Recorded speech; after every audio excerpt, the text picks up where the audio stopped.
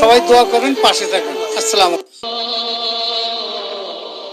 চলচ্চিত্রের পর্দায় যার এক হুঙ্কারে কাঁপত কোটি দর্শক, সেই রূপালীর পর্দায় দুর্দান্ত খলনায়ক মনোয়ার হোসেন ডিপজল।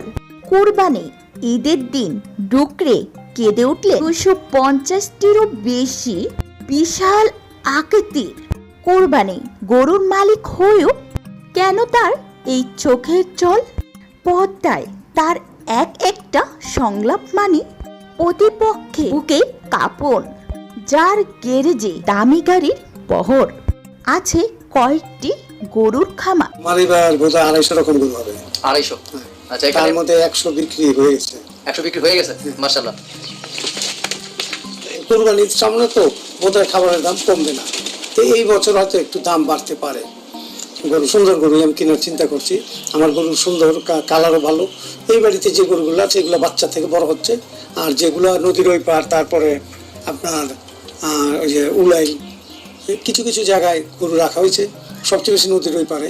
তো আমার বিশ্বাস এবার গরু যারাই যেখানেই পালন করছে এবার গরুর দাম ভালো পাবে। কারণ হলো গরুর দাম, আর এবার সবাই মোটামুটি যা আমি দেখলাম সবাই সুন্দর গরুই কালেকশন করছে সবাই। কিন্তু এই মানুষটি কোরবানি ঈদের দিন অজরে কাঁদলেন কেন? আসলে খলনায়ক হিসাবে আমরা তাকে দেখলেও বাস্তব জীবনে ডিপজল একজন অত্যন্ত নরম মনের মানুষ এবং পশু প্রেমী।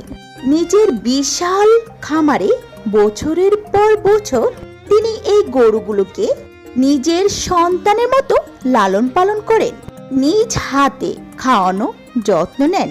আর কোরবানির দিন যখন এই পরম যত্নে বড় করা পশুগুলোকে আল্লাহর নামে জবাই করা হয়, তখন আর নিজের আবেগ ধরে রাখতে পারেন না এই অভিনেতা। ডিপজল নিজেই কান্না ভেজা কণ্ঠে জানান, কোরবানি তো শুধু পশু জবাই করা নয়, নিজের প্রিয় বস্তুকে উৎসর্গ করা। এই গরুগুলোকে আমি এতটা পরিমাণ ভালোবেসে ফেলি যে ঈদের দিন এদের বিদায় দেওয়ার সময় আমার বুকটা ফেটে যায়।